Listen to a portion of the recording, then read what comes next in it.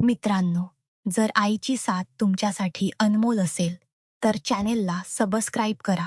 लग्न करून आले होते. सागर हा गॅरेजमध्ये कामाला होता आणि त्याच्या पैशावरती घर चालायचं.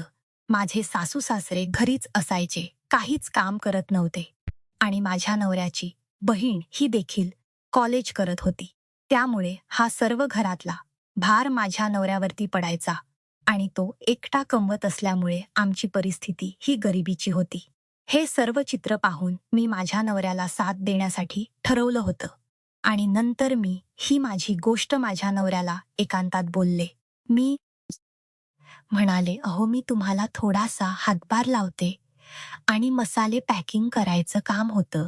हे सर्व काही पाहून पगाराच बोलणं करून आले आणि तिथल्या मॅनेजर्सने सांगितलं, तुम्हाला ₹6,000 पगार पडेल म्हणून तुम्हाला सकाळी 9ला यावं लागेल आणि 6 वाजताच. तर मी म्हणाले, ठीक आहे, मी ते माझ्या घरी विचारते आणि उद्यापासून येते.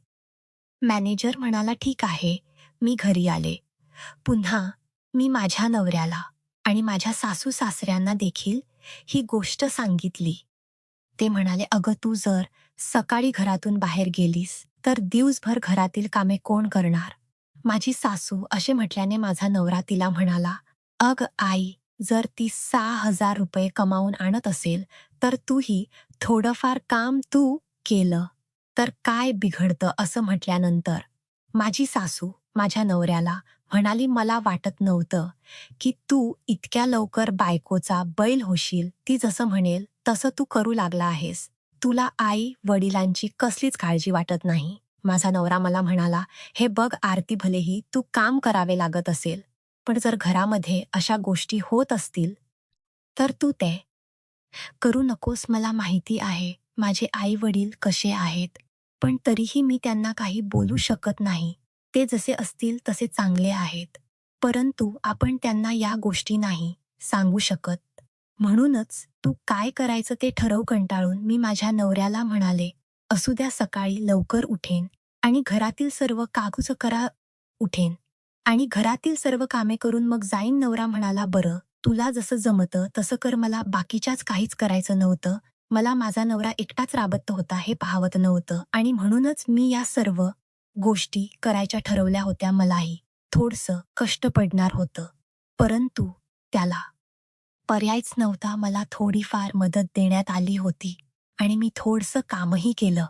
परंतु मी माहिती देत असताना मला कंपनीतलं वातावरण पाहून खूपच आनंद झाला. माझ्यासारख्या कित्येक महिला तिथे कामाला येत होत्या आणि त्याही खुश होत्या. त्या स्वतःच्या पायावरती उभ्या होत्या, थोडीफार पैसे कमवत होत्या आणि या गोष्टी पाहून मी खूप खुश झाले.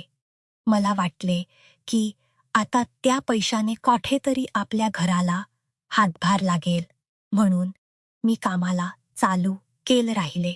हळूहळू मला 2-3 महिने झाले.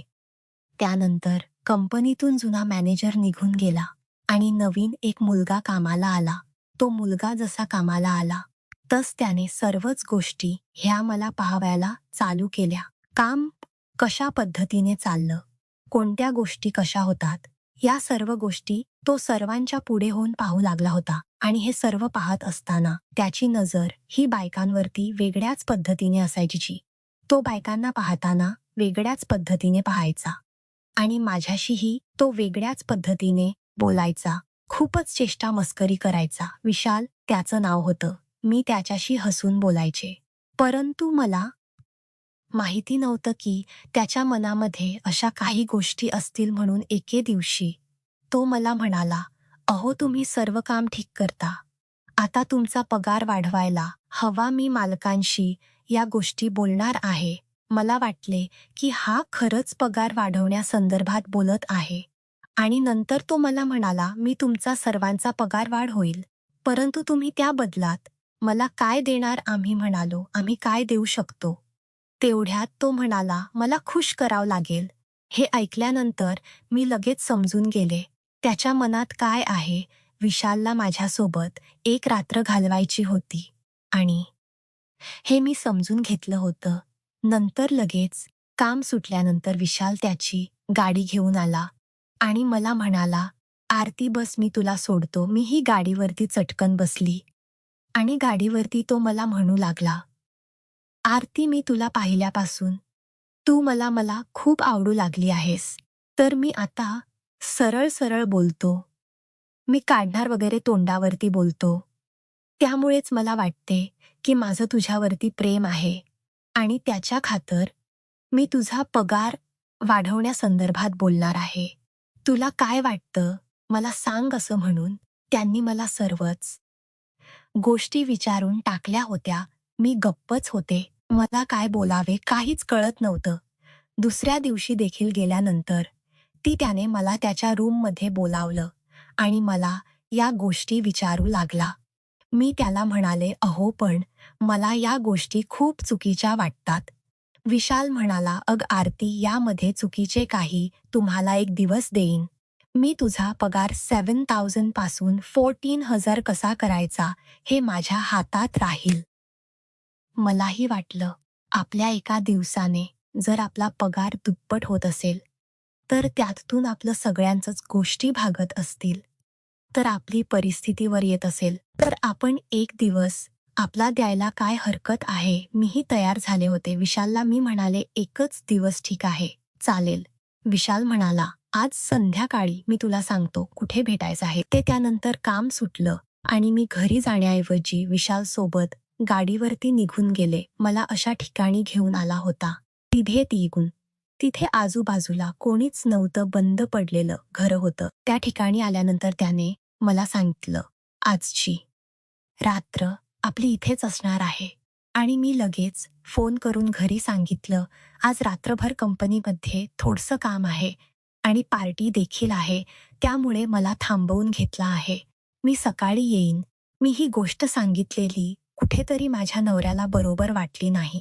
त्याला यामध्ये कुठेतरी शंका येऊ लागली होती आणि इकडे मी विशाल सोबत रात्र घालवण्यासाठी एका बंद पडक्या घरामध्ये आले होते. तिथे आल्यानंतर विशालने माझ्यासोबत अशा काही गोष्टी कराव्यास सुरुवात केली. त्या माझ्यासाठी काही नवीन नव्हत्या, परंतु कुठेतरी मनामध्ये भीती वाटू लागली होती आणि माझ्या नवऱ्याला फसवून या गोष्टी करू लागले होते. त्यानंतर विशालने त्या रूममध्ये असलेल्या बेडवरती मला पाडलं आणि माझी साडी मागून वर केली. तो आता मला दणके देऊ लागला होता. मी खूप ओरडू लागले, तरीही विशाल थांबला नाही. त्याने माझी पूर्ण फाडून ठेवली होती. अंग पूर्ण लाल केलं होतं आणि काही वेळ कार्यक्रम घसा बसला होता आणि तो सुद्धा ओला झाला होता आणि माझी साडी पण पूर्ण ओली झाली होती. नंतर हे सर्व झाल्यानंतर मी उठले आणि साडी वगैरे घातली आणि आम्ही तिथे झोपलो. सकाळ झाली आणि सकाळ उठल्यानंतर मी लगेच विशालला घेऊन कंपनीत आले आणि पुन्हा कंपनीतून घरी गेले. घरी गेल्यानंतर माझा अवतार पाहून माझा नवरा मला म्हणू लागला, आरती नक्की काहीतरी वेगळं घडलं आहे, परंतु मला जर तुला ते सांगायचं नसेल तर असू दे, परंतु तुला एक गोष्ट सांगतो, या सर्व गोष्टी जर तू तुझ्यासाठी करत असशील तर ठीक आहे आणि जर आपल्या घरासाठी करत असशील तर नक्कीच त्या चुकीच्या आहेत.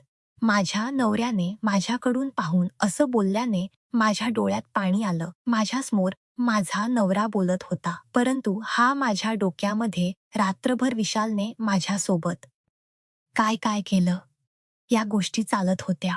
मी घरात आले, आंघोळ वगैरे केले आणि शांत झोपले. तेच विचार केला की आज जे काही झालं ते खूप चुकीचं केलं. माझ्या नवऱ्याला ही गोष्ट समजली, तरीही तू माझ्याशी काहीच बोलला नाही. खरंच मी माझ्या नवऱ्याला फसून खूप मोठा गुन्हा केला आहे. मी का हसायची आहारी जाऊ नको. त्या माझ्या नवऱ्याने कधीच पैशासाठी अशा गोष्टी केल्या नाहीत, म्हणून मी का कराव्या. मी डोक्यामध्ये अशा गोष्टींना देखील चुकीचा आहे आणि म्हणून मी विचार केला, इथून पुढे मी असं काहीच करणार नाही. जर मी माझ्यावरती अशी वेळ आली तर मी माझ्या नवऱ्याला या सर्व गोष्टी सांगेन. दुसऱ्या दिवशी मी कामावरती गेले. विशाल नेहमी सारखा माझ्याकडे पाहून हसत होता. मी त्याच्या जवळ गेली आणि त्याला सांगितलं, आपल्या दोघांच्यात जे काही झालं ते झालं. इथून पुढे माझ्याशी अशा गोष्टी करण्याचा किंवा वागण्याचा देखील मनात आणू नको. त्याचे परिणाम खूपच वाईट होतील विनोदने. आणि आता त्याला माझ्याकडून जे हवं होतं ते मिळालं होत्या. त्याला माझ्याकडून जे हवं होतं ते मिळालं होतं आणि मी सांगितल्याप्रमाणे तोही नंतर माझ्या नादी लागला नाही आणि मी देखील माझ्या नवऱ्याला कधीच धोका देणार नाही. या गोष्टी ठरवल्या होत्या. माझ्यासोबत खूपच वाईट गोष्ट घडली होती. मी स्वतःहून असली गोष्ट माझ्यासोबत घडून आणली होती, असं म्हणावं लागेल. कारण पैशाचा मोह खूपच वाईट असतो. त्यामुळे अशा गोष्टींचा विचार करू नेहमीच नव्हे तर अशा कित्येक महिला आपलं घर चालवण्यासाठी घरातून बाहेर आणि बऱ्याच ठिकाणी काम करतात. सर्वच महिला माझ्यासारख्या असतील असं नाही, परंतु कित्येक महिला अशा आहेत ज्या पैशापोटी अशा गोष्टींना बळी पडतात. मला त्यांना एवढंच गोष्ट सांगायचं आहे. तुम्ही आज जास्त कमवलेला पैसा हा तुमच्या घराशी आणि तुमच्या इज्जतीशी खेळत आहे. त्यामुळे कधीच अशा गोष्टी मनात आणू नका कष्टाने आणि सुखाने जेवढं मिळतं तेवढंच घ्या आणि सुखाने राहा. धन्यवाद.